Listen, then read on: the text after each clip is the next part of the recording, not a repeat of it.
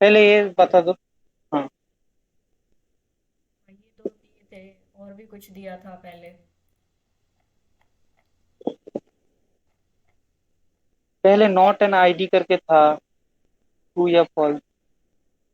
के पास दो आइडियल्स हैं तो it is a division ring, पर ये हो गया था शायद बाद में। ये हो गया था। ये हो गया था कि नहीं हुआ था पता नहीं, याद दिलाना मुझे। और ये दिया था, हाँ, टू रिंग्स हैं, एक के इन्फाइनाइटली मैनी आइडियल्स हैं, तो क्या दूसरे के भी इन्फाइनाइटली मैनी आइडियल्स हैं प्रोवाइडेड एक दूसरे में कंटेन्ड होंगे। कुछ इस टाइप का क्वेश्चन था। हाँ मैम, ये बता दीजिए। अच्छा, इंटीजर, सेट ऑफ इंटीजर्स के, रिंग ऑफ इंटीजर्स के आइडियल्स कैसे दिखते हैं?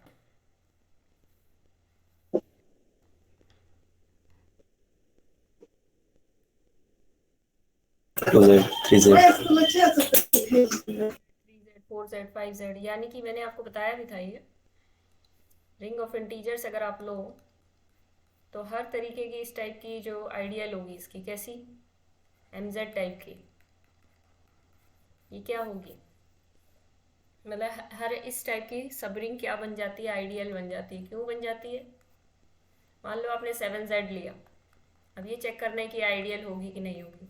आप कोई इंटीजर उठाते हो, मान लो 3 उठाया आपने यहाँ पे, ठीक है, 3 बिलोंग्स टू इंटीजर। आपने 3 के किसी 3 को इसके किसी एलिमेंट से मल्टीप्लाई करके देखा, कोई भी एलिमेंट आप लोगे वो कैसे टाइप का होगा, 7K टाइप का होगा। जब आप मल्टीप्लाई करोगे तो क्या बन जाएगा, 21K टाइप का बन जाएगा, अगेन इसी में आ जाएगा। यानी जब आप एम जेड सेट के किसी भी एलिमेंट को बाहर के किसी भी एलिमेंट से मल्टीप्लाई करोगे तो वो MZ के अंदर ही आ जाएगा, यानी कि ये रिंग सब रिंग तो बन, सॉरी, आइडियल बन जाएगी। सब रिंग तो ये थी ही, आइडियल बन जाएगी क्योंकि एक रिंग का एलिमेंट उठाया, एक MZ का एलिमेंट उठाया, मल्टीप्लाई किया, तो अगेन रिंग के अंदर ही, इस MZ के अंदर ही आ जाता है। तो ये आइडियल्स थी, हमें पता ही था। क्या इसका कोई यूज़ किया जा सकता है यहाँ पे? आपको एक एग्जाम्पल तो मिल गया जिसके पास इनफाइनाइट हाँ आइडियल्स मैम। हैं, 1Z 2Z 3Z 4Z 5Z 6Z, सारी आइडियल्स हैं इसकी। तो मैम R1 को जेट ले लूं, मतलब सेट ऑफ इंटीजर। हम्म। और R2 को क्यू ले लो, या आर मतलब रियल नंबर्स ले लो, कोई भी ले लो। कुछ भी ले लो, क्यू ले लो, रियल नंबर ले हाँ लो, मैम। कॉम्प्लेक्स नंबर ले लो, Q√2 ले लो, सारे फील्ड्स हैं। और फील्ड के पास दो ही आइडियल होती हैं, आपको पता है। यानी कि R2 के पास कितनी है, दो। और R1 के पास कितनी है, R1 के पास तो इनफाइनाइट है। तो ये फॉल्स हो जाएगा। अगर क्वेश्चन में ऐसे बोल देते इफ R1 एंड R2 ब्ला ब्ला ब्ला, पूरी सारी सेम लाइंस, और R1 इंटीजर्स का सेट नहीं हो सकती, मतलब R1 is not equal to Z, मतलब ऐसा भी कुछ कोई रिस्ट्रिक्शन लगा दे अगर छोटी मोटी, Z नहीं हो सकता। तो आप कोई एग्जांपल ले सकते हो, 2Z ले लो।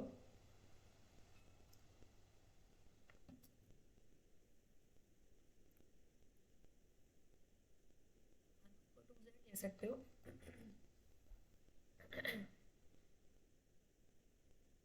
ठीक है, 2Z के पास कैसी आइडियल्स हैं, 2Z के पास भी 4Z 6Z 8Z इस टाइप की ये सब आइडियल्स हैं इसके पास। कितनी है, इनफाइनाइटली मैनी है। ठीक है, और आप आगे पढ़ोगे तो आपको और एग्जांपल्स मिलेंगे, ये हम धीरे धीरे आगे बढ़ रहे हैं। ठीक है, ये क्वेश्चन क्लियर हो गया? Yes ma'am. Yes ma'am. तो मतलब फॉल्स हो जाएगा, ऑल इन ऑल ये फॉल्स हो जाएगा, ये मैं आपको बताना भूल गई। तो अब बताओ कि ये पूछा था, ये सारे आपके आइडियल्स बन ही रहे थे। अब इसी में हम ज़्यादा जब डीप में जाएंगे ना तो मैक्सिमल प्राइम आइडियल C01 के अंदर देखेंगे, तो वो काफ़ी इंपॉर्टेंट होता है, मतलब वहाँ से क्वेश्चन बहुत पूछा जाता है कई एग्जाम्स में। तो ठीक है, सेकंड हो गया था आपका, हाँ ये था।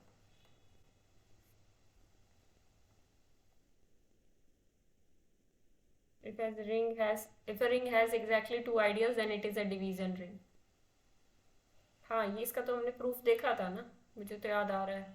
हमने तीसरी कोई आइडियल मान ली थी और फिर ये दिखाया था कि ऐसी तीसरी आइडियल एग्जिस्ट नहीं कर सकती। अच्छा अच्छा, ये क्वेश्चन था, सॉरी सॉरी सॉरी, ये ज्ञानेश आपने पूछा था। Yes ma'am. यहाँ पे आपको मैं हिंट देती हूँ, इसका आपको काउंटर मिलेगा, और काउंटर कुछ ऐसी रिंग में मिलेगा, या तो उसमें मैम यूनिटी जेड ना हो। सी होगा, hmm. Z C Z six? Counter. हाँ क्या Z6 के पास दो ही आइडियल हैं? अब ध्यान से देखो, इसका एक एक सब रिंग लिखते हैं 0,3, ठीक है ना, 3 3 जा 9, ठीक है। क्या ये इसकी आइडियल नहीं है? कोई भी बाहर का एलिमेंट लो, यानी कि इस रिंग का कोई भी एलिमेंट लो, 5 लो, 1 लो, कुछ भी लो, इसी के अंदर आ जाना है। हाँ मैम। बस ये देखना है हमें कि इसके अंदर सब रिंग वाली closure property under multiplication hold कर रही है कि नहीं कर रही। बिल्कुल कर रही है। 3 3 जा 9 है, 9 मॉड्यूलो 6 3 अगेन, मतलब 3 को 3 से मल्टीप्लाई करने पर 3 ही आ जाता है, और 0 तो 0 ही है, ठीक है। तो दिस इज अ, मतलब आप Zn कोई भी लोगे जिसमें ये n प्राइम ना हो, Zn कोई भी लोगे जिसमें n नॉट प्राइम हो, उसके पास एक से ज़्यादा ही आइडियल्स मिलेंगे आपको, आप लेके देख सकते हो। तो इसका जो आपको काउंटर मिलेगा ना, इसके बारे में फिर से सोच के आना, इसका जो काउंटर मिलेगा वो ऐसी रिंग में मिलेगा जो CRU ना बनती हो, जो CRU ना बनती हो। मतलब CRU में अगर आप ढूंढने जाओगे, यानी कि Z6 क्या लिया था निर्मला आपने? CRU लिया था। CRU में अगर दो आइडियल्स वाली कोई रिंग होगी, इसको मैं आगे पढ़ाऊंगी एज अ रिजल्ट, लेकिन अभी के लिए ये समझ लो कि CRU में इसका एग्जाम्पल आपको नहीं मिलेगा, क्योंकि ये CRU थी और इसके पास दो आइडियल्स थी। तो ये एक रिजल्ट आप आगे पढ़ोगे कि ये इनका जो कॉम्बिनेशन होता है, दो आइडियल्स प्लस CRU, ये एक डिवीजन रिंग बन जाता है, मतलब एक फील्ड बन जाता है, और फील्ड है तो डिवीजन रिंग तो बन ही जाएगा। तो ऐसा कुछ एग्जाम्पल ढूंढना जो CRU ना बनता हो, ठीक है, या तो कम्यूटेटिव ना हो या यूनिटी ना हो उसके पास। ओके, ये आपका होमवर्क आज के ओके। लिए सोचना है अब आपको। कहाँ गया थर्ड क्वेश्चन, कहाँ गया? फाइंड द यूनिट्स, इसमें यूनिट्स ढूंढने थे आपको, बताइए। इन दोनों क्वेश्चन में यूनिटी नहीं है ना? इन दोनों के पास यूनिट्स नहीं है। हाँ, यूनिटी नहीं है तो यूनिट्स नहीं होंगे। यूनिटी नहीं है, क्या सबको यही लग रहा है यूनिटी नहीं है? यूनिटी तो होएगा। क्या होगा अब यूनिटी? बी के पास 1000, वो यूनिटी होगा बी एक के। पार्ट को देखते हैं एक बार, A0 0 0, इसको किस से मल्टीप्लाई किया जाए, किस इसी टाइप की मैट्रिक्स से मल्टीप्लाई किया जाए कि आंसर में आपको A0 0 0 मिले, है ना? ये क्वेश्चन है। इनको जब आप मल्टीप्लाई करोगे तो क्या आएगा? AB 0 0। ये A के बराबर कब आएगा? जब B 1 हो, ठीक है, B नीड्स टू बी 1, तो ये आपकी यूनिटी बनेगी। यूनिटी क्या बन गई? 1000। ठीक है, सब कुछ सही किया है ना? मल्टीप्लिकेशन, हाँ मैम। हाँ मल्टीप्लिकेशन सही है, तो यूनिटी मिलेगी। ठीक है, डिफरेंस आप समझ पा रहे हो? आप हमेशा इस टाइप के क्वेश्चंस में कंफ्यूज क्यों होते हो? ज्ञानेश, ऐसा क्वेश्चन ग्रुप में भी आया था। यहाँ पे जो एंट्रीज हैं, यहाँ पे जो कहते हैं कि वर्ल्ड है वो चेंज हो गया है, वर्ल्ड हो गया है इन मैट्रिसेस का। सारी मैट्रिसेस की दुनिया चेंज हो गई है, मैट्रिसेस सिर्फ इस टाइप की हैं। इस टाइप की मैट्रिक्स में हमें ढूंढना है यूनिटी। जैसे आप लोग क्या सोचते हो वो डिटर्मिनेंट वाले तरीके से, कि A0 0 0 का को हम इस मैट्रिक्स से मल्टीप्लाई करेंगे तभी ये वापस आ सकता है, यानी कि यूनिटी यही हो सकती है। ये यूनिटी तब होती है जब हम कोई भी जनरल मैट्रिक्स ले, लेकिन इस टाइप की मैट्रिक्स के लिए क्वेश्चन ये है कि इस टाइप की मैट्रिक्स के लिए क्या हमें कोई इसी टाइप की मैट्रिक्स C0 0 0 मिलेगी जिसके साथ इन दोनों को मल्टीप्लाई करके आपको वापस से A000 मिले। आप क्वेश्चन की फील को समझ पा रहे हो? यस मैम, समझ गए। दुनिया बदल चुकी है बस। इसी तरह यहाँ पे भी दुनिया बदल चुकी है। ये सेम ग्रुप का क्वेश्चन है, लेकिन और पहले उसमें होगा half half half half unity. हाँ, वो बताओ मुझे सबसे पहले तो कि यूनिट कौन कौन से होंगे यूनिट इसके अंदर। मैम वो तो सारे ही हो जाएगा फिर, सारे ही हो जाएंगे यूनिट। जीरो को छोड़ के। किससे मल्टीप्लाई किया जाए? 1/a से आप मल्टीप्लाई कर दो। हाँ, 1/a। जब जब 1/a डिफाइंड होगा, 1/a यहाँ पे रखूंगी मैं, जब और जब वन r बाई से ए लिया हुआ डिफाइंड है। हमेशा एग्जिस्ट करेगा, यानी a should be not equal to zero. जहाँ जहाँ a नॉन जीरो है सब सब यूनिट्स के अंदर आएंगे। हाँ, r से एंट्रीज दी गई हैं देखो, मतलब यूनिट्स का सेट क्या बनेगा इसके लिए? a not equal to zero, यहाँ पे लिख देते हैं छोटा सा। वो सारी मैट्रिसेस का सेट जिसमें a not equal to zero, मतलब सभी नॉन जीरो मैट्रिसेस का सेट R2 के अंदर। यानी कि R2 क्या बन गया? What is R2? R2 की क्या खास बात है? इंटेग्रल डोमेन और ये सब तरह तरह की बातें, क्या है ये? कम्यूटेटिव है ये ring R2? Yes ma'am, commutative. एक मिनट एक मिनट, हाँ कम्यूटेटिव होगा। फील्ड बन गया। कम्यूटेटिव रिंग है विद यूनिटी है, every non zero element has inverse. क्या चाहिए आपको इससे ज्यादा इसको फील्ड बनाने के लिए?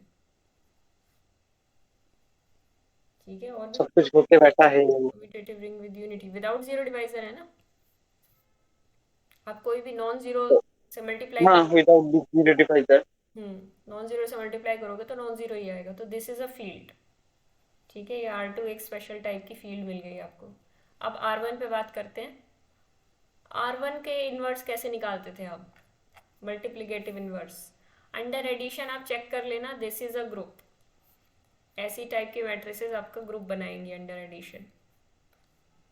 ठीक है, क्योंकि 0 0 0 0 इसकी आइडेंटिटी हो जाएगी, इन्वर्स भी मिल जाएगा, माइनस ए माइनस ए माइनस ए माइनस ए। अब अंडर मल्टीप्लिकेशन की अगर बात की जाए तो कैसे हम चेक करें? फर्स्ट प्रॉपर्टी क्लोजर, कोई भी वी टाइप के मैट्रिक्स से आप मल्टीप्लाई करो तो क्या होल्ड करेगी? वैसे क्लोजर वोजर चेक करने की ज़रूरत नहीं है। नहीं है, क्योंकि हम सब रिंग इसको डायरेक्ट चेक कर सकते हैं।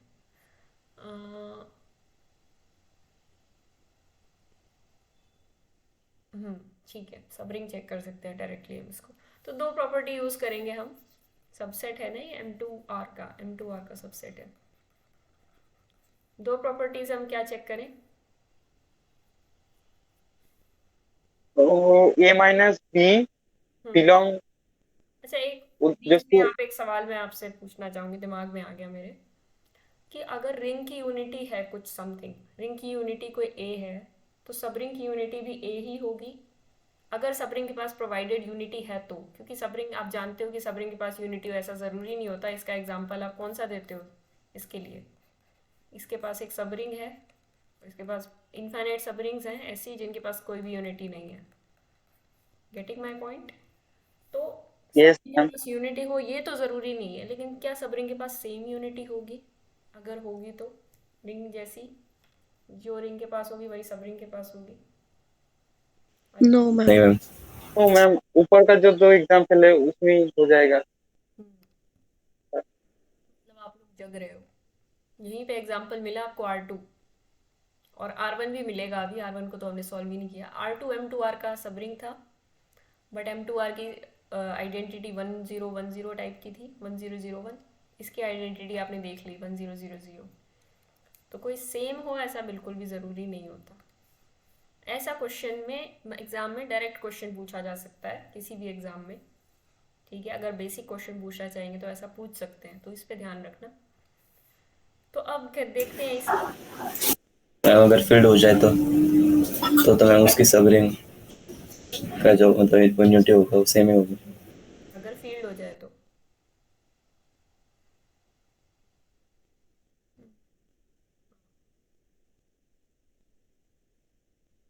अगर फील्ड हो जाएगी तो हर नॉन जीरो एलिमेंट का मल्टीप्लिकेटिव इन्वर्स एग्जिस्ट करेगा।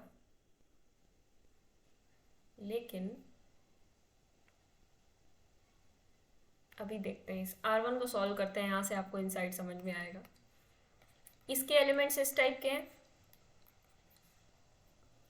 ठीक है। हमें चेक क्या करना है, under multiplication identity unity check करते हैं सीधे, क्योंकि क्लोजर तो होल्ड करता ही है।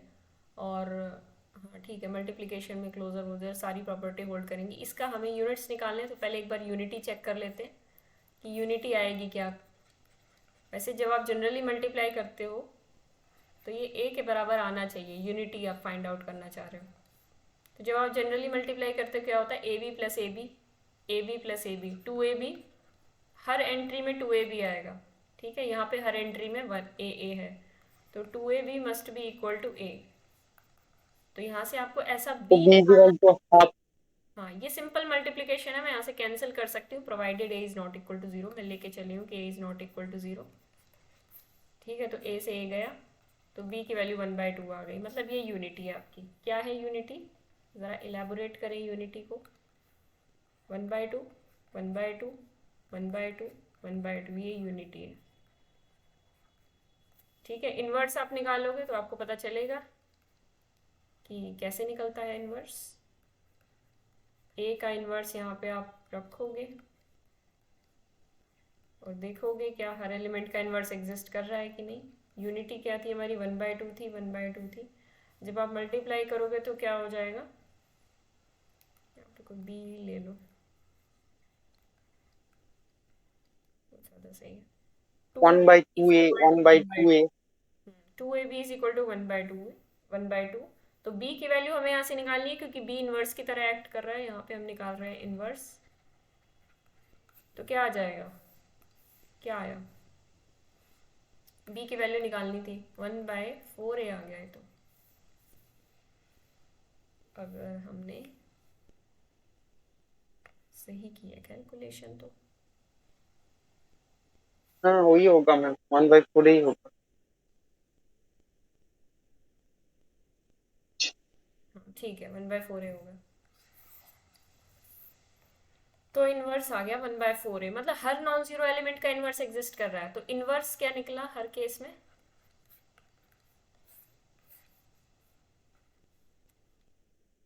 किसी भी ए का इनवर्स क्या निकला, 1/4a 1/4a 1/4a। अब मुझे ये बताओ, फील्ड बना कि नहीं बना, क्या ये कम्यूटेटिव होगा, पहले ये चेक कर लो। क्या ये without zero yes divisor ma'am, होगा, ये भी चेक कर लो। चेक कर लिया सब कुछ, विदाउट जीरो डिवाइजर होगा कि नहीं। Yes ma'am, yes, without without zero zero divisor, divisor. No doubt it is without zero divisor, ठीक है। हर नॉन जीरो और एलिमेंट का कम्यूटेटिव भी इनवर्स होगा। एग्जिस्ट कर रहा है। ए जब भी नॉन जीरो होगा उसका इनवर्स एग्जिस्ट करेगा। नैनेश, आपको अपने सवाल का जवाब मिला कि नहीं, तो दोनों फील्ड बन गई हैं। मेरा सवाल था कि अगर एक फील्ड है, एक सेट फील्ड है और उसका सबसेट जो सब रिंग देखा जाए तो उसकी यूनिटी और फील्ड की यूनिटी सेम ही होगी ना। क्या ये दोनों R2 R1 का सबसेट है। यस मैम, हाँ। इसकी यूनिटी क्या थी, अभी हमने निकाली, इसकी यूनिटी क्या निकल के आई थी, 1/2 थी ना शायद, और इसकी यूनिटी निकल के आई थी 1000, ठीक है। तो ये है डिफरेंस। कोई ज़रूरी नहीं है कि एक सबरिंग है उसकी किसी फील्ड की सबरिंग है तो वो, पहली बात तो फील्ड बन जाए, ये कोई ज़रूरी नहीं है। और दूसरी बात, मैम R2 कैसे R1 का सबसेट होगा। सारी एंट्रीज यहाँ पे, सारी एंट्रीज सेम है। अच्छा, सारी एंट्रीज हाँ सेम है, हाँ ठीक है ठीक है, आपकी बात सही है। सबसेट उसका नहीं होगा, सारी एंट्रीज सेम होनी चाहिए।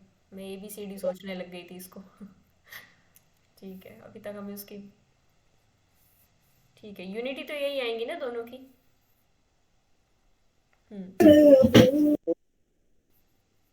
तो कोई और एग्जांपल हमें, ढूंढूंगा। एनएस का सवाल का वो तो है। भी हम हाँ भी नहीं कर सकते, और थोड़ा सोचना पड़ेगा मुझे भी, ना भी कर। मैंने इस बारे में कभी सोचा नहीं। ठीक है नानिश, सोचते हैं इस बारे में।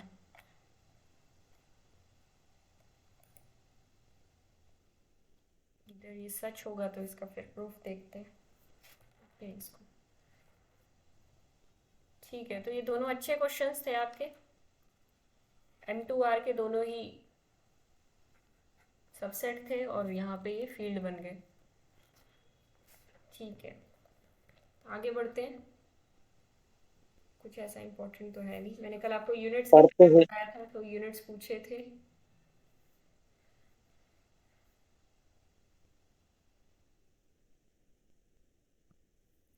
ठीक है, और इसके अलावा आपको ये तो सोच के आएंगे ही कि फील्ड है तो उसकी सबरिंग के पास सेम यूनिटी होगी कि नहीं होगी। इसके अलावा आपको याद होगा ये वाला क्वेश्चन भी आपको सोचना है, कल आपसे पूछा जाएगा। ठीक है, अच्छा, इस टाइप की रिंग्स पढ़ाई है क्या मैंने आपको? जैसे Z4 है, हाँ पढ़ा तो दिए। Z4 मान लो Z6 है, तो इसकी सब रिंग्स आप कैसे निकालते हो? सबसे इजी तरीका क्या है, इसके डिवाइजर्स ले लो। 1Z6, 2Z6, 3Z6, 6Z6, तो आपको यहाँ से निकल आती हैं कुछ। ये जो भी सेट्स निकल के आते हैं सब सब रिंग बनते हैं। ये वाला Z6 निकलेगा, ये वाला 0 2 4, ये वाला निकलेगा 0 3, ये वाला निकलेगा 0। ठीक है, अच्छा, समझ गया ये मैं। तरीका है सब रिंग निकालने का। और ये सब रिंग एज अ रिंग भी देखी जा सकती है। ठीक है, कभी भी आपको Z6 से छोटी कोई सब रिंग लेनी हो तो 3 एलिमेंट्स वाली एक तो ये सब रिंग हो गई, और एक इस टाइप की भी होती है Z3। आप ये भी चेक करना, अपनी ऑब्जर्वेशन में लेना, हम टेबल बाद में पढ़ेंगे, पहले आप ये ऑब्जर्व करके देखना कि इन दोनों में क्या सारी प्रॉपर्टीज सेम आ रही है जितनी आप ऑब्जर्व कर सकते हो। ठीक है, अंडर ऑपरेशन इनके सबके ऑपरेशन क्या रहेंगे? प्लस मॉड्यूलो 6 और मल्टीप्लीकेशन मॉड्यूलो 6। इनके ऑपरेशन क्या होते हैं? Plus modulo 3 and multiplication modulo 3। ये ध्यान रखना है आपको। ठीक है, तो कभी इनका भी यूज़ कर लेना, क्योंकि ये भी इम्पोर्टेंट होती हैं, काम आ जाती हैं। Okay ma'am. कल आपको अच्छा, इस बारे में एक क्वेश्चन भी है असाइनमेंट में। तो मैम ये कह सकता हूँ कि जेडेन जो रिंग है हम्म, उसका नंबर ऑफ सबरिंग होगा टाउ एन। हाँ, number of subring tau N होंगे। ये नोट्स में भी लिखा था, शायद आपने पढ़ा नहीं है। सबरिंग वो और सब। सब ग्रुप टाउ एन ही होते हैं जेड के, तो ये याद रखना भी आसान है। हाँ। क्योंकि बाकी जब 4Z6 से आप निकालोगे वो इसके आइसोमॉर्फिक होगा, मतलब सेम आएगा। 4Z6 और 2Z6, हाँ 4Z6 और 2Z6 वाला सेम होगा। और फिर आप कहोगे कि हम 5 वाले से निकालना चाहते हैं, तो 5 वाले से जो निकालोगे वो इसके आइसोमॉर्फिक होगा, और 2 वाले से 3 4 5 से, हाँ बस हो गए, इतने ही निकलेंगे। तो जो आएंगे ना इनके अलावा वो एक्स्ट्रा होते हैं, वो रिपीटेड होते हैं, इसलिए टाउ एन वाले जो भी डिवाइजर्स होंगे इसके, उनकी हेल्प से जो सब रिंग बनेंगी वो सब यूनिक होंगी। ठीक है, तो अब असाइनमेंट पे आ जाते हैं, उसी को आज कर लेते हैं।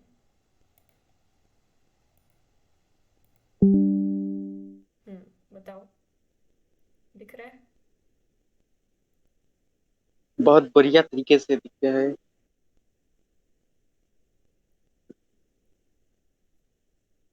बढ़िया तरीके से दिख रहा है तो बहुत बढ़िया तरीके से आप बताओ। फर्स्ट क्वेश्चन हो गया। Yes ma'am. मैम, मेरा डाउट विदाउट जीरो डिवाइजर्स और all non zero elements are units, same ही होता है ना? नहीं, ऐसा नहीं होता। मैं आपको एक एग्जांपल देती हूँ। आपने कहा विदाउट जीरो डिवाइजर, और क्या बोला आपने? All non zero elements are units. The ring without zero devices. Z ही ले लो। Z without device. Without zero divisor, अच्छा। जेड का all non zero elements not unit. देखो, सेम नहीं होते। एक CRU के अंदर ये सेम होते हैं। CRU हो गई, तो अगर कोई रिंग है विदाउट जीरो डिवाइजर, तो उसके सारे एलिमेंट्स क्या होंगे? फाइनाइट CRU होती है, क्या होती है? तो फिर फाइनाइट होना पड़ेगा मैम। विदाउट जीरो डिवाइजर्स, एक मिनट रुको।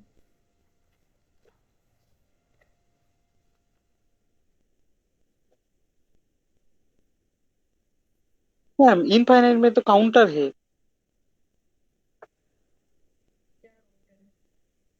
जेड सेट ऑफ इंटीजर्स, वो विदाउट जीरो डिविजर्स है।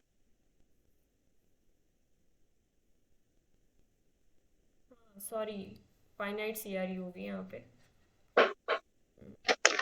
फाइनाइट सीआरयू में देखो क्या होता है, मैं आपको बता देती हूँ। ये एक रिजल्ट था जो मुझे बताना भी था और सही टाइम पे आपको पता चल गया। एक्चुअली मैं भूल गई थी, अभी मैंने नोट्स में बीच में इंक्लूड किया है, तो मैं अपडेट कर दूंगी नोट्स। फाइनाइट सीआरयू में क्या होता है, दो टाइप के एलिमेंट्स होंगे, या तो जीरो डिवाइजर्स होंगे या फिर यूनिट्स होंगे। यूनिट्स मतलब या तो कोई एलिमेंट जीरो डिवाइजर होता है या वो नॉन जीरो डिवाइजर होता है। ठीक है, जीरो को हटा दें, अगर हम जीरो के अलावा की बात की जा रही है, नॉन जीरो एलिमेंट्स। ठीक है, नॉन जीरो, तो या तो वो एलिमेंट जीरो डिवाइजर होगा या वो नॉन जीरो डिवाइजर होगा, और अगर नॉन जीरो डिवाइजर होगा तो वो एक यूनिट ही होगा। ठीक है, इसका प्रूफ आप थोड़ा सा सोच के लाना, इसको हम देखेंगे नेक्स्ट क्लास में। ठीक है, मैम स्टेटमेंट को एक बार फिर से लिख दो, मतलब स्टेटमेंट क्या था। स्टेटमेंट अभी मैं लिख देती हूँ, इसका प्रूफ करने की कोशिश करना, ट्राई करना।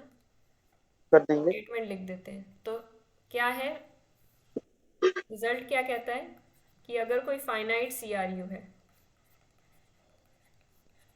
Then every non-zero element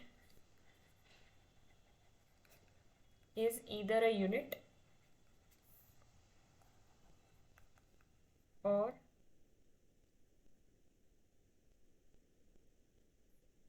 zero divisor. हर नॉन जीरो एलिमेंट या तो यूनिट होगा या जीरो डिवाइजर होगा, तीसरा कुछ नहीं हो सकता। ठीक है, लेकिन फाइनाइट सीआरयू नहीं हुई, अगर कोई ऐसी रिंग है जो फाइनाइट सीआरयू नहीं है, जैसे कि एग्जांपल के तौर पे सेट ऑफ इंटीजर्स, इसमें एक भी जीरो डिवाइजर नहीं होता, आप जानते हो। आप जानते हो इसमें नो नॉन जीरो डिवाइजर्स हैं, लेकिन फिर भी इसके सभी एलिमेंट्स यूनिट नहीं है, इसके केवल दो एलिमेंट्स यूनिट है, आप जानते हो, वन और माइनस वन। तो बाकी के एलिमेंट्स क्या हैं, टू थ्री फोर, ये सब क्या है, ये ना तो जीरो डिवाइजर्स हैं ना ही ये यूनिट्स हैं। बात समझ में आई? Yes, ma'am.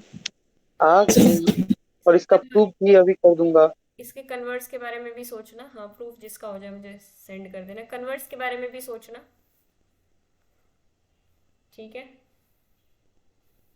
कि क्या कन्वर्ट्स होल्ड करेगा। अगर ऐसी कोई रिंग है जिसमें हर एलिमेंट नॉन जीरो, हर नॉन जीरो एलिमेंट या तो यूनिट है या जीरो डिवाइजर है, तो क्या वो एक फाइनाइट सीआरयू बनेगा? इस पे भी आप सोचना।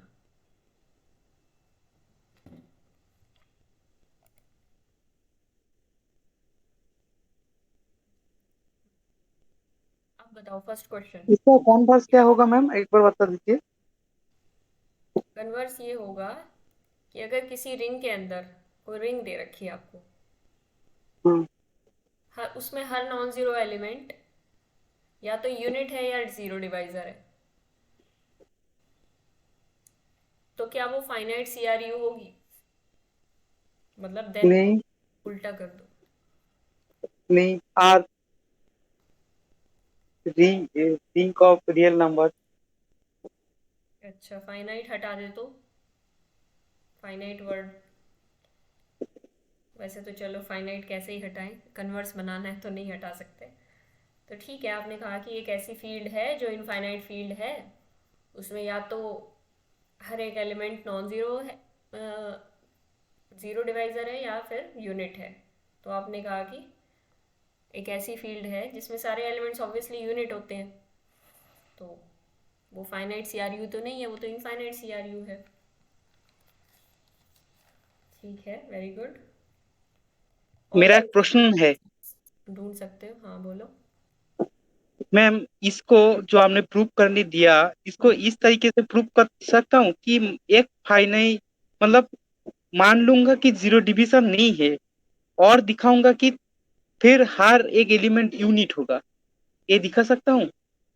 मान लो कि जीरो डिवाइजर नहीं है, फिर हर एक एलिमेंट ऐसा एलिमेंट आप तरीका स्टार्ट करोगे ना जैसे प्रूफ का, तो आप इस तरीके से स्टार्ट करना, वो ज़्यादा बेटर रहेगा कि कोई एलिमेंट ले लो रिंग का एंड लेट कि ए इज नॉट अ यूनिट या फिर नॉट अ जीरो डिवाइजर, दोनों कुछ भी लिख सकते हो, ठीक है। अच्छा ठीक है। देन हमें शो करना होगा कि ये, अब यूनिट लिया है तो हमें शो करना होगा कि ये जीरो डिवाइजर है। क्या ए एक ऐसा एलिमेंट जो यूनिट नहीं है उसको हम आगे जाके शो करें कि जीरो डिवाइजर है, या फिर अगर वो जीरो डिवाइजर नहीं है तो आगे जाके शो करें कि, और ये मान के चलना होगा कि ये नॉन जीरो है, ये तो आपको पता ही है। ओके, समझ गया। इस तरीके से प्रोसीड करना। कहाँ गया ये रहा। बताओ, फर्स्ट क्वेश्चन में किसी को कोई डाउट रह गया है? Matrices with elements in R, M two R की बात की गई है यहाँ पे। एम टू इसका टू आएगा, non non commutative. Commutative with commutative zero with zero divisor. और हम जानते हैं कि दो नॉन जीरो मैट्रिसेस को मल्टीप्लाई करने से जीरो मैट्रिक्स ऑब्टेन हो जाती है, ऐसी मैट्रिसेस एग्जिस्ट करती हैं, इसलिए जीरो डिवाइजर वाली रिंग होती है। सिंपल। 1 0 0 0 0 0 1 0। हम्म, ठीक है। The set of all matrices ये है, सिंपल क्वेश्चन है, बताओ सेकंड और थर्ड। सेकंड का तो मेरा 3 आया। थर्ड है। Unity is not unique, so unit. आपको मैच करके आने थे, या तो मैं खोल के बैठूं, मैच करें कि नहीं? तो मैच करना थोड़ा बोरिंग लग रहा था। 1 मिनट का काम होता है मैच करना वैसे। सेकंड का थर्ड, ठीक है। थर्ड का आपने क्या लगाया? थर्ड का आंसर है फोर्थ। यस मैम, ये सेकंड का यूनिटी इज नॉट यूनिक, ये कह सकता हूँ। Unity is not unit. Unique unique, जो यूनिटी होता है वो तो यूनिक होता है ना रिंग हाँ, के यूनिक अंदर। होना चाहिए बिल्कुल। अच्छा, इसमें ऐसा इसमें कुछ नहीं। हो रहा है जो यूनिक नहीं आ रही है यूनिटी। 0 x 0 y ले लो एक एलिमेंट, हम्म। वही पे हो जाएगा। और एक आप लिख लो 0 0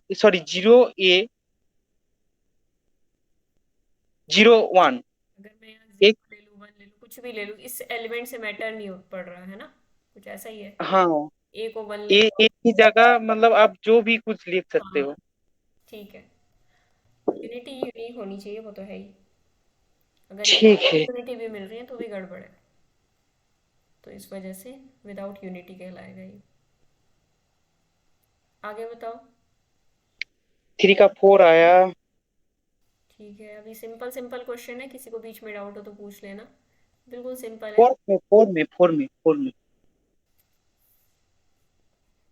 फोर में मैम, 2 और 4 में मेरा डाउट है। असल में फील्ड जो होती है, 2 और 4 में डाउट है। 2 और 4 में चलो ठीक है, समझ गई मैं। यहाँ पे आपने Z6 सोचा होगा, यहाँ आपने Z8 सोचा होगा, लेकिन एक फील्ड क्या होता है, P raise to power N, ये तो मैंने आपको करा रखा है। किसी फील्ड का जो ऑर्डर होता है वो P raise to power N type का हो सकता है। हमने इंटीग्रल डोमेन में भी ये बात पढ़ी थी कि फाइनाइट इंटीग्रल डोमेन का order P raise to power N type का होता है। भूल गए लगता है, मुझे लगा वही लिख रहा हाँ, है। हम्म। ठीक है प्राइम के मैम। पावर्स में हो सकता है। अब 6 क्योंकि 2 × 3 है, प्राइम के पावर्स में नहीं है, सिंगल प्राइम की पावर में नहीं है। लेकिन 8 2 क्यूब है, 2 रेज टू पावर 3 है, प्राइम की पावर है, इसलिए 8 आ सकता है। पर उन्होंने नॉट पॉसिबल पूछा है तो 5 भी आ सकता है, 7 भी और 8 भी। 6 नहीं आ सकता, इसलिए आंसर है। ठीक है, तो बिल्कुल फॉर्मूला बेस्ड था, डायरेक्टली अप्लाई करना था। हाँ, वो रिजल्ट थोड़ा दिमाग से चला गया था। हम्म। आगे बताओ, नेक्स्ट क्वेश्चन। नेक्स्ट क्वेश्चन है 5 का 1, 6 का 4। टेन टेन में अटक गया। 10 से पहले किसी को कोई doubt? Fifth question. Fifth question बताओ निर्मला, कैसे किया आपने? If question R integral domain with one.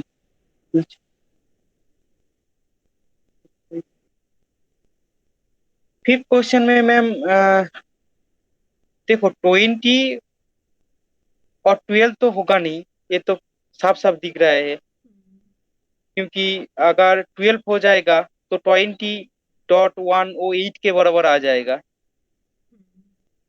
तो और फिर उसकी उस लॉजिक से 20 भी नहीं होगा, 12 भी नहीं होगा। और अ,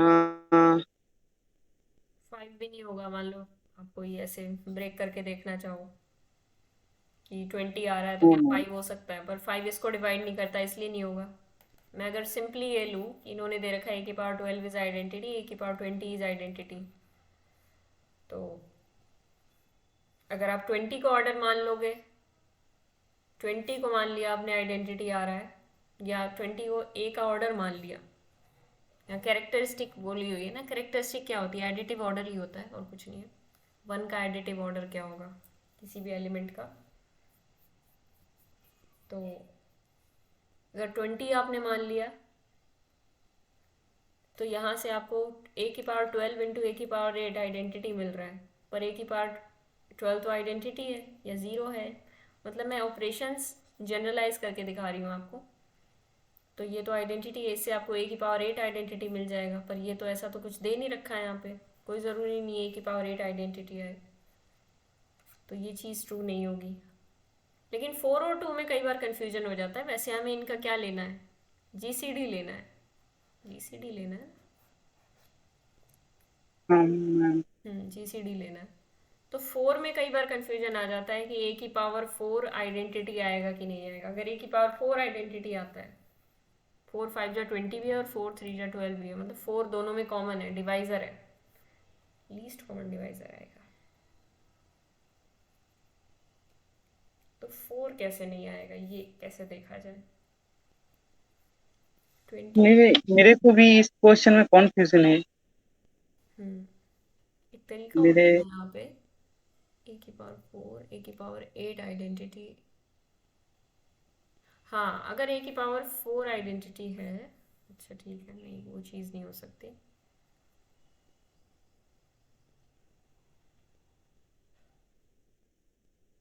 +1 +1 +1 मैम एक बार डेफिनेशन बता दीजिए, क्या? Characteristics of R. Characteristic of R. Characteristic वो छोटे से छोटा नंबर है जिसको किसी भी एलिमेंट से मल्टीप्लाई किया जाए for all x belongs to R. कोई ना कोई ऐसा छोटे से छोटा लीस्ट पॉजिटिव इंटीजर एग्जिस्ट कर जाए n, इस n को बोला जाएगा characteristic, such that nx is equal to 0। यहाँ पे 0 क्या है? एडिटिव आइडेंटिटी है, और nx का मतलब है हम n टाइम्स उसको ऐड कर रहे हैं। मतलब मैम उसको order with respect to addition कर सकता हूँ, बोल सकता हूँ कैरेक्टरिस्टिक को। कैरेक्टरिस्टिक को ऑर्डर तो खैर नहीं बोल सकते, लेकिन 1 का एडिटिव ऑर्डर होता है कैरेक्टरिस्टिक, ये हमने पढ़ा हुआ है ना। कैरेक्टरिस्टिक 1 का यस। एडिटिव ऑर्डर होता है कि 1 का ऑर्डर क्या है उस हाँ, पर्टिकुलर। One correct. मुझे तो लग रहा है 4 आना चाहिए। 2। एक्चुअली मैम इसमें मेरा भी कॉन्फ्यूजन था, तो जेट 4 ले लिया था, तो उसलिए टू मतलब कर दी। मेरे भी कॉन्फ्यूजन है 1 और 2। Z4 ले लिया तो Z4 के हिसाब से तो यही आएगा ना, 2 आएगा आंसर। इंटीग्रल डोमेन नहीं है ना jet 4। Okay, integral domain, finite integral domain होगा कि नहीं होगा? नहीं, अच्छा ठीक है, फाइनाइट नहीं है यहाँ पे।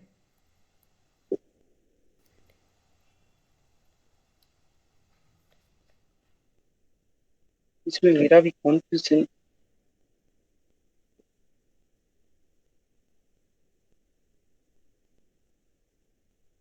हाँ, characteristic of an integral domain क्या होता है, अब याद आया मुझे। अभी इस पे भी थ्योरम करा रखी है आपको, आप भी भूल गए, मैं भी भूल गई, वाह। अब मुझे याद आ गया, बताओ।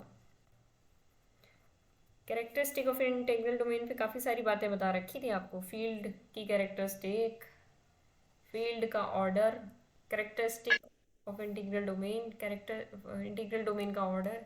इस पे हमने 2-3 रिजल्ट्स किए थे। हाँ मैम, किए थे किए थे। हम्म। कुछ रिस्ट्रिक्शन होती है इंटीग्रल डोमेन की कैरेक्टरिस्टिक पे, बताओ क्या होती है, किस टाइप की हो सकती है। हमने कहा था फाइनाइट इंटीग्रल डोमेन होगी तो उसकी फाइनाइट ही कैरेक्टरिस्टिक होगी, पर फाइनाइट में भी एक स्पेसिफिक टाइप की होगी, ये पढ़ा था हमने। हाँ इसका वो ऑर्डर जितना होगा रिंग का उतना उसका कैरेक्टरिस्टिक होगा। नहीं है। रिंग का ऑर्डर जितना होगा, तो रिंग में जितने एलिमेंट्स है उतना उसका कैरेक्टरिस्टिक होगा। ऐसा तो नहीं है। नहीं नहीं, ऐसा नहीं। एक रिजल्ट पढ़ाया था, वो क्या जेड भी के है लिए रिजल्ट। जेड का कैरेक्टरिस्टिक्स n होता है ना। हाँ, जेड का होता है ना, और किसी का थोड़ी होता है। जेड पे डिपेंड करता है वो, तो आप कौन सा वो ले रहे हो। प्राइम से रिलेटेड कुछ कराया था।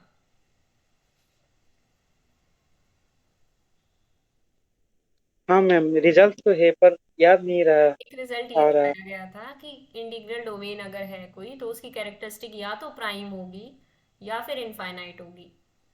अगर फाइनाइट इंटीग्रल डोमेन है तो उसकी कैरेक्टरिस्टिक फाइनाइट ही हाँ होगी। हाँ हाँ हाँ भाई।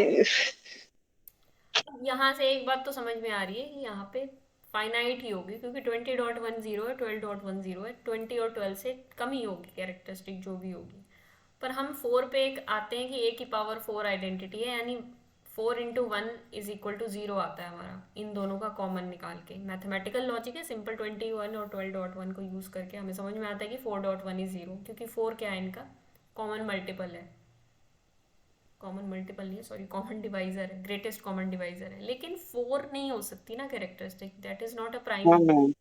तो कैरेक्टरिस्टिक तो प्राइम हो सकती है, तो 4 के जो भी डिवाइजर्स होंगे वही हो सकते हैं, तो 2 आंसर में आ जाएगा। अब यहाँ 3 लिखा होता तो ऑब्वियसली 3 भी आंसर नहीं हो सकता था, क्योंकि 3 20 के साथ तालमेल नहीं बिठा रहा।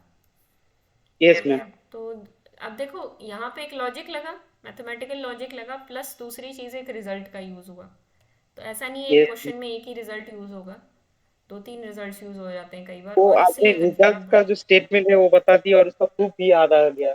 वो कॉम्पोजिट मान लिया था और कॉम्पोजिट को दो पार्ट में मतलब डिवाइड कर यस, दिया था, यस। पी और क्यू। हम्म। और वो दिखा रहा था कि वो डिवीजन ऑफ जीरो हो गया था, हो जा रहा था ये सब हमने मान के प्रिंसिपल। तब किया था जब हमने कहा था कि चलो कैरेक्टरिस्टिक जीरो नहीं है, जीरो मतलब इनफाइनाइट नहीं है, तो फिर नॉन जीरो हम्म। होगी, तो फिर हमने ये वाला जो आपने प्रूफ बताया वो किया था। ठीक है, याद आ गया होगा आंखों के सामने। अब तभी तक तुम पूरा याद आ गया। ठीक है, आगे बताओ, 6, 7, 8, 9, और 10। आंसर क्या है?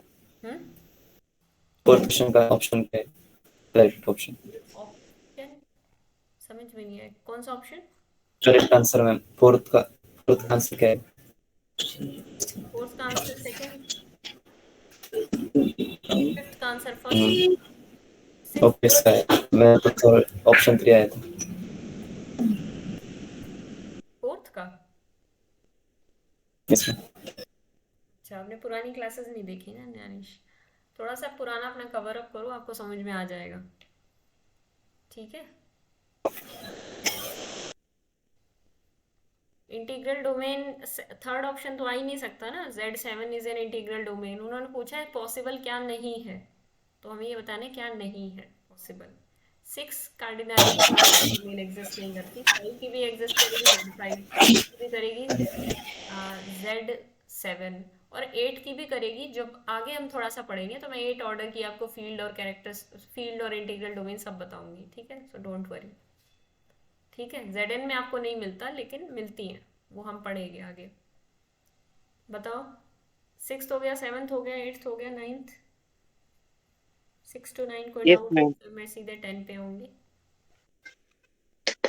आपको देखो करके आना पड़ेगा, ऐसा नहीं मैं एक एक क्वेश्चन पकड़ के यहाँ पे कराऊँ, एक एक क्वेश्चन को सॉल्व कराऊँ, तो आपको होमवर्क तो करना ही पड़ेगा।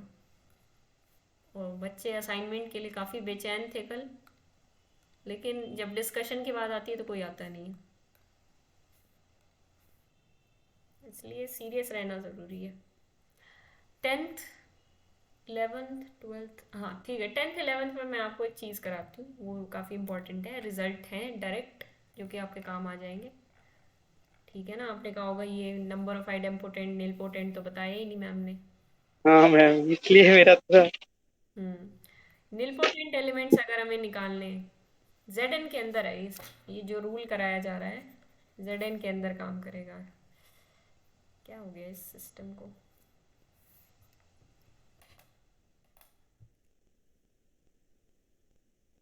जेड के अंदर चलो निलपोटेंट एलिमेंट्स निकालते हैं। मान लो n की शक्ल कुछ ऐसी है, P1 raise to power K1, P2 raise to power K2 and up to so on PR raise to power KR। तो जो निलपोटेंट एलिमेंट्स निकालने का फॉर्मूला है वो कहता है कि निलपोटेंट एलिमेंट्स होंगे P1 raise to power K1 -1, मतलब हर के एक प्राइम की पावर में से एक माइनस कर देना है, P2 raise to power K2 -1 and so on PR raise to power KR -1। ये आपका फॉर्मूला बन जाएगा, जिस फॉर्मूले को आप इस प्रकार भी लिख सकते हो, n divided by P1 raise to power K1, sorry P1 P2, मतलब इन सब की पावर 1 है, एंड PR।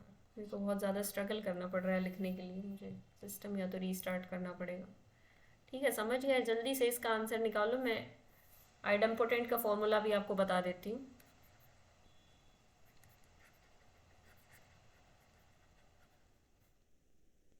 ये फॉर्मूला होता है, अगर n उसी फॉर्म का है तो फॉर्मूला कहता है simple 2 raise to power r। अब यहाँ पे r क्या था, जितने number of distinct prime divisors थे ना, P1 K1 K2 KR, P1 P2 PR, तो जितने डिस्टिंक्ट प्राइम्स थे यहाँ पे उतने ही पावर में डाल देने बस 2 की। ठीक है, किसी भी n के लिए आप ये फॉर्मूला लगा सकते हो 2 रेज टू पावर r। समझ में आ गया? इन दोनों फॉर्मूला को लगा के अपने क्वेश्चंस करो। मुझे आर को क्या बोला मैम? तो number of prime. Number of, जैसे कि मैं आपको एग्जांपल बता देती हूँ जाने से पहले। 5 इज इक्वल टू क्या होता है, सॉरी 50 को आप कैसे ब्रेक डाउन करोगे, प्राइम फैक्टराइजेशन कैसे करोगे? 5 इंटू 10 50, 2 इंटू 5 स्क्वायर, है ना। अब distinct yes prime ma'am. Factors कितने हैं 50 के, इसमें आइडेम्पोटेंट निकालते हैं पहले तो। तो ma'am 2 to the power 2। Distinct prime factors हैं 2 और 5, यानी r की वैल्यू क्या हो जाएगी यहाँ पे 2 हो जाएगी, क्योंकि पहला है 2 दूसरा है 5, तो दो हैं डिस्टिंक्ट प्राइम फैक्टर्स। तो आइडेम्पोटेंट कितने बन जाएंगे 2 रेज टू पावर 2, यानी 4। और निलपोटेंट कैसे आएंगे, निलपोटेंट आएंगे 2 raise to power 1 -1 simply into 5 raise to power 2 -1, तो 2 raise to power 0, 5 raise to power 1, तो क्या आ जाएगा 5 आ जाएगा, यानी nilpotent elements are 5, idempotent are 4। ठीक है, ओके मैम, समझ गया। अब कर लेते हैं वो क्वेश्चन। क्वेश्चन करो, मैं